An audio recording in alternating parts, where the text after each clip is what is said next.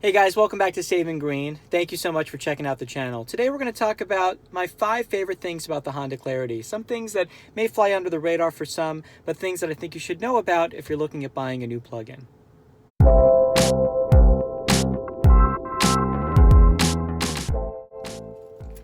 Alright guys, once again, my name is Josh. Saving Green's a channel for sustainability on a budget. So today we're going to look at, I think, a very affordable plug-in vehicle, the Honda Clarity. I have another video where I kind of talk about the general highlights of the vehicle and our experiences having owned the vehicle for 18 months now, and some of the things that, we think people should know about when they're considering a new plug-in vehicle. So just a quick recap, this vehicle retails about $33,000. It is eligible for the $7,500 tax credit, of course, with options and different model trims. The prices can go up or down, but ultimately for the money as an overall daily driver, this is one of the best vehicles that you can get.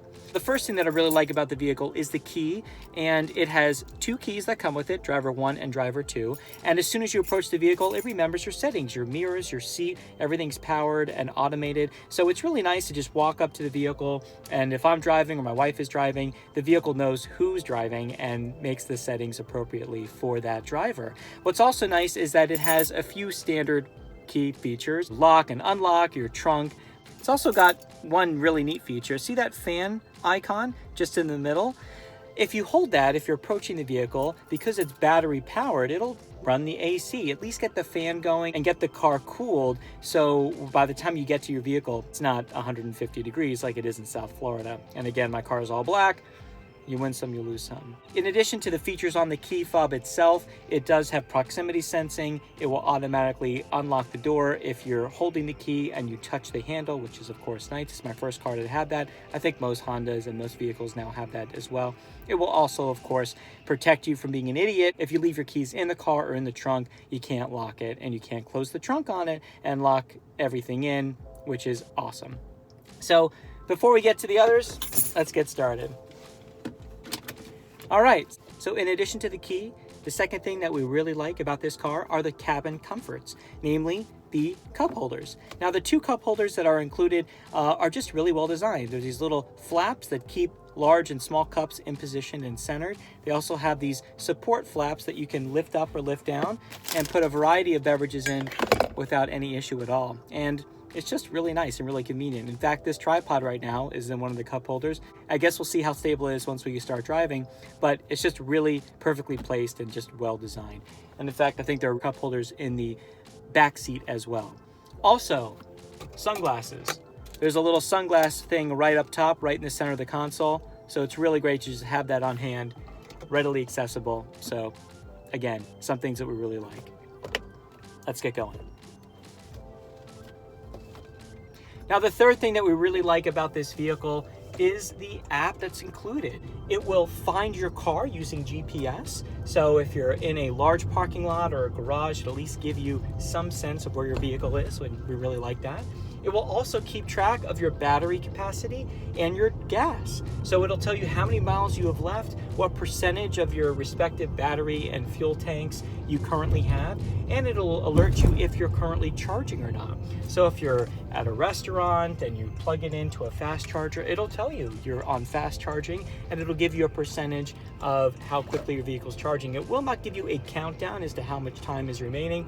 That's a drawback, but ultimately it's really nice to have. And if you're getting home at night and you're just plugging your car in for the night, you'll know when you're getting into bed, you can check your car and you say, okay, my car is still charging, things look good. You can also set a timer, so you can plug the car in, but not actually activate the charging immediately. So if you're in a location where you have different rates for peak hours and off hours for your electricity bill, you can basically program it so it will charge it appropriately. Now, this car does take about 11 or 12 hours from a depleted battery to charge fully. So in our situation, we really just kind of plug it in and let it go to get the maximal charge time overnight. But again, I don't necessarily deplete the vehicle every day either. So I may not need a full 12 hours of charge time, but of course it will disengage the charging once the battery is fully charged. So the app is pretty nice in that regard as well.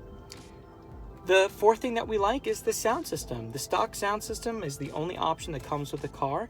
It's got 12 speakers, maybe a couple subs, and look, it's not going to rock your socks, but it's good quality, decent fidelity sound. I think that for a bass system, it really gets the job done. And I haven't seen a lot of feedback on it, but ultimately, I think it is perfectly fine.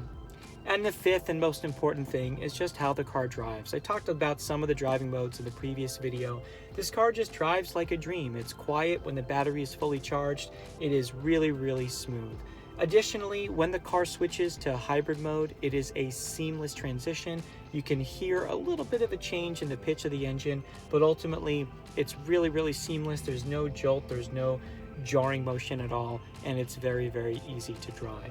And I also talked a little bit about the paddle shifters. It's really nice to be able to adjust the regenerative braking, and when you're in stop and go traffic with the automated cruise control, lane assist, and the automatic braking, it just has all the basic features to make the car fun and easy to drive.